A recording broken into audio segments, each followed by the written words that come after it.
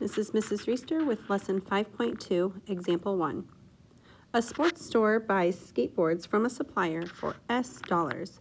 What is the retail price for skateboards that the manager buys for $35 after a markup of 42%? So I'm going to underline that 42% markup because that's pretty important, specifically the term markup. A markup is something that a business does to make a profit. So they wouldn't buy an item for $35 and then sell that same item for $35 because they would not make a profit. They mark it up for that profit, for the purpose of a profit.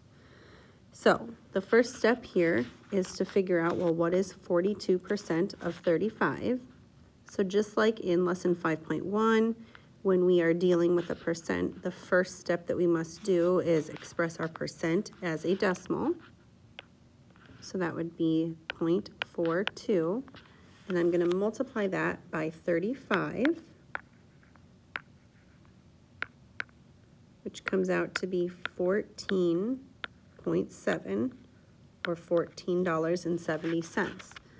So this sports store marks up the skateboard $14.70. So to find the retail price or the new price here, we're going to take the original price of 35 plus the markup amount of $14.70 for a total of $49.70 as the new amount or the retail price.